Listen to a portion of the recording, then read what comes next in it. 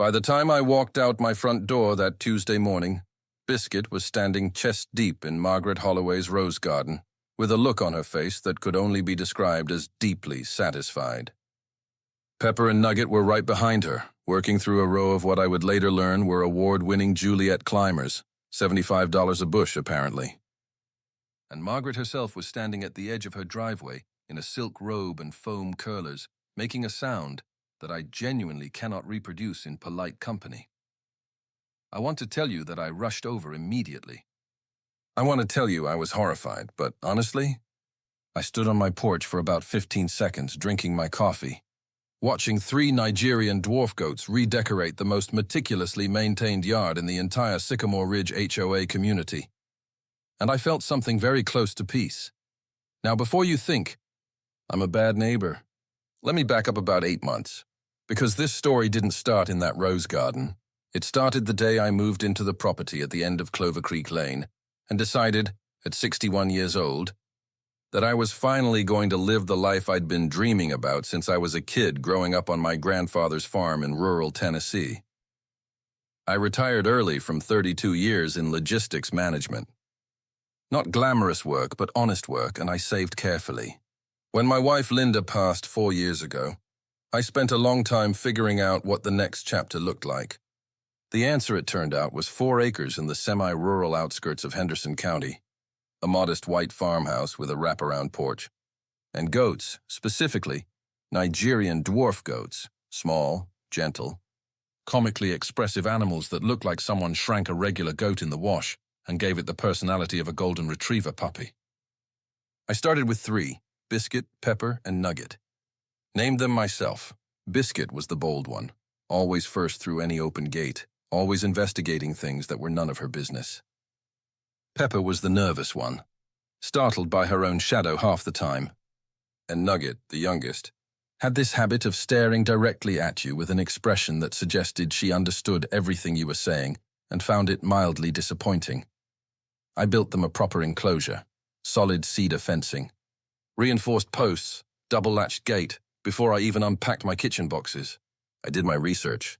I checked Henderson County's agricultural zoning. My property qualified.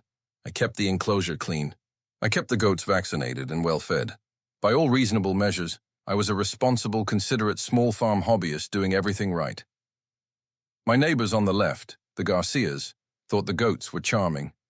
Their grandkids came over twice to feed them apple slices through the fence. The retired schoolteacher across the road, Dorothy, brought me a loaf of zucchini bread the first week and said she could hear the goats in the morning, and it reminded her of her childhood in Vermont. Everything was genuinely, quietly wonderful. And then I met Margaret Holloway. Margaret lived 2 properties down from me, diagonally across the back fence line. She was somewhere in her mid-60s, trim, immaculately dressed even on weekend mornings, and possessed of the absolute unshakable conviction that the aesthetic standards of Sycamore Ridge HOA were a matter of moral importance. Her yard was, I'll admit, stunning. Professionally landscaped, seasonally updated, with a rose garden along the back fence that she treated like a beloved family member, possibly more beloved than actual family members.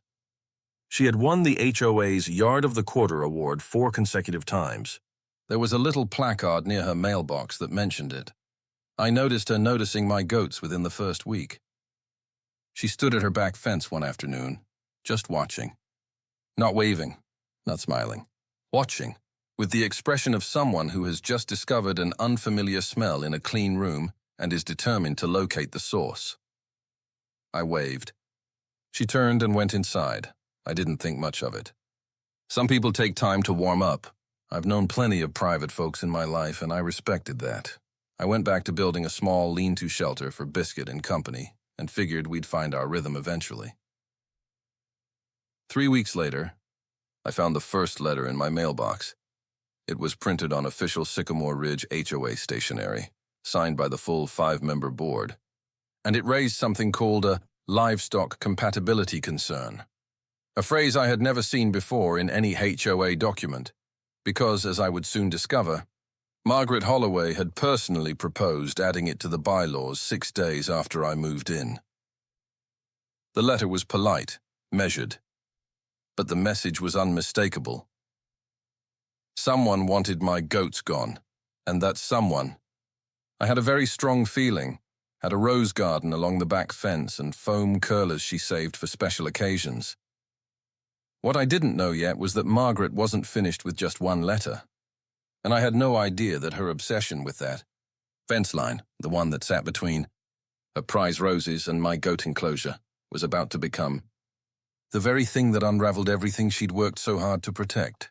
The letters kept coming, one every 2 weeks, like clockwork, each one a little sharper than the last, each one copied to the full HOA board, and each one signed with Margaret Holloway's name in that precise, practiced cursive that told you she had time and intention to spare. The second letter cited noise disturbance. Apparently, Pepper's occasional morning bleating was disturbing. Margaret's ability to enjoy her backyard. I checked the county noise ordinance. Goats didn't come close to the decibel threshold. I wrote back politely, attached the ordinance, and wished her a pleasant week. The third letter complained about agricultural odor affecting neighboring property values. I had the enclosure professionally cleaned that same week and kept a dated receipt. Sent a copy to the HOA board with a friendly note.